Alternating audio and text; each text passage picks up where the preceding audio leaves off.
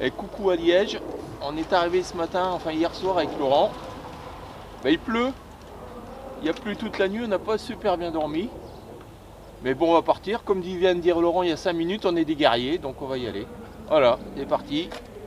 Laurent finit de préparer son vélo, et puis le mien, il est là, c'est pareil. On va fixer les numéros, et puis on va partir d'ici 20 minutes. Allez, à tout à l'heure sur la route. On est parti.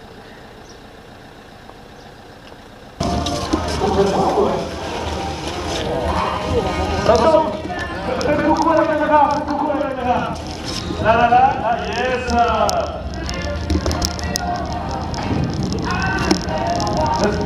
Oui, of course you can. Please, the road is...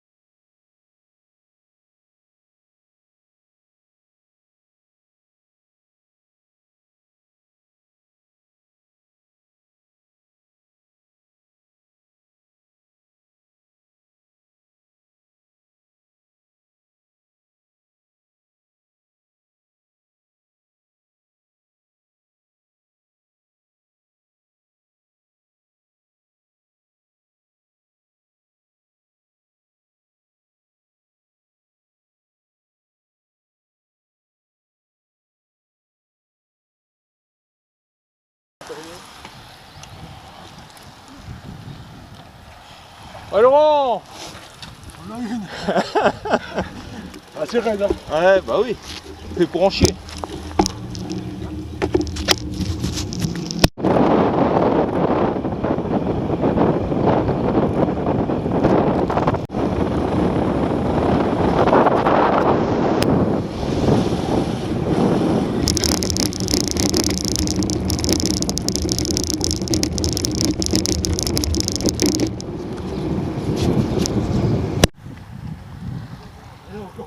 Allez Laurent.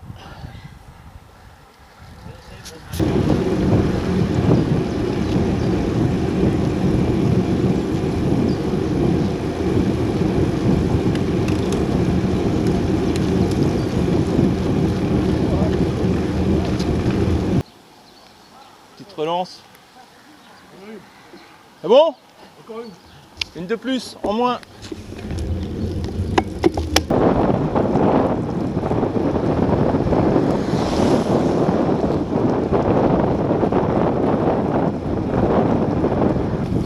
Prochaine grosse bosse dans 18 km.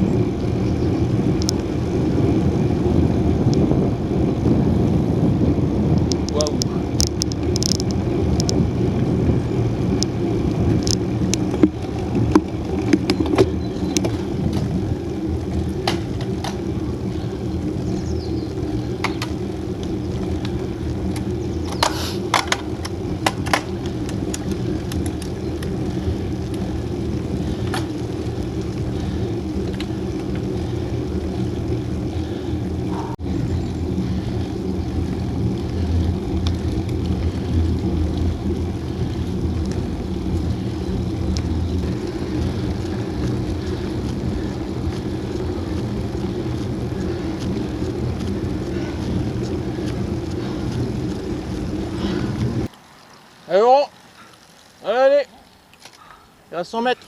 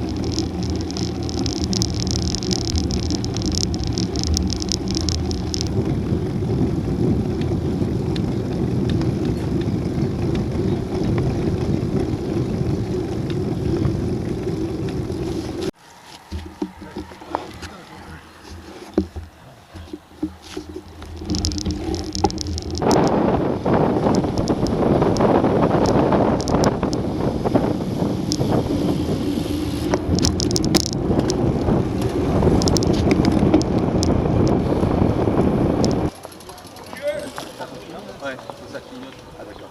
Petite photo juste avant la redoute.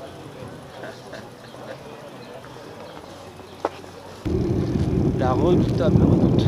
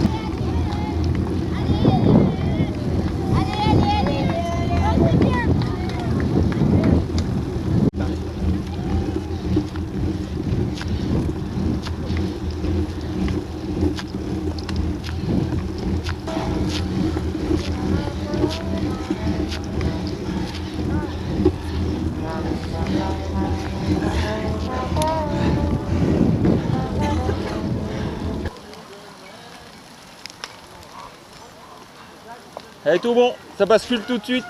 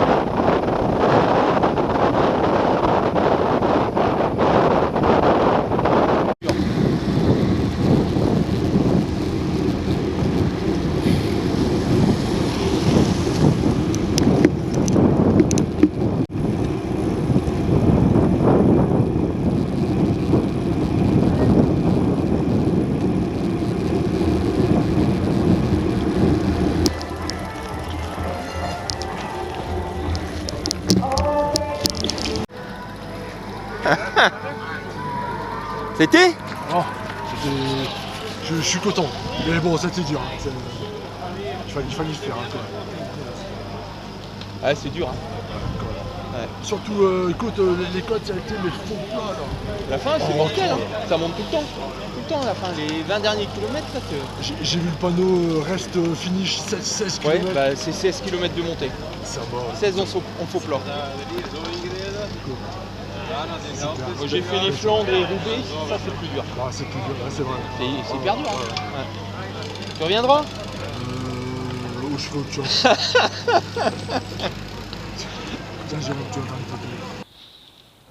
Liège-Bastogne-Liège Challenge 2024, c'est fini. Belle épreuve, 161 km. Deuxième épreuve me concernant, première pour Laurent. Conditions climatiques difficiles, 4 degrés au matin, pas beaucoup plus en arrivant l'après-midi, il y avait entre 7 et 8 degrés. Vent nord-nord-ouest, donc défavorable sur toute la deuxième partie du circuit. Nouveau parcours, puisqu'on a cette année, la direction a supprimé le col du Rosier, le Stockeux, la côte de la Haute-Levée. Par contre, on a eu d'autres côtes qui font qu'à la fin, on a quand même un dénivelé supérieur à 2700 mètres. Et puis une fin d'épreuve plus difficile, puisqu'on a un regroupement de nombreuses côtes. Hein. Juste au kilomètre 110, on a la redoutable côte de la Redoute, et on enchaîne derrière par la côte de Cornémont, la côte des Forges, la côte de la Roche au Faucon, et on finit avec la côte du Cortil avant de rejoindre Banneux, où était située la ligne de départ et ligne d'arrivée, avec un long faux plat d'une dizaine de kilomètres pour rentrer. Donc c'est très éprouvant. Vous avez dû voir sur les dernières images, j'ai plus de photos de Laurent en haut des côtes. Au kilomètre 120, à partir du kilomètre 120, on a fini chacun à son rythme. Donc les 40 derniers kilomètres.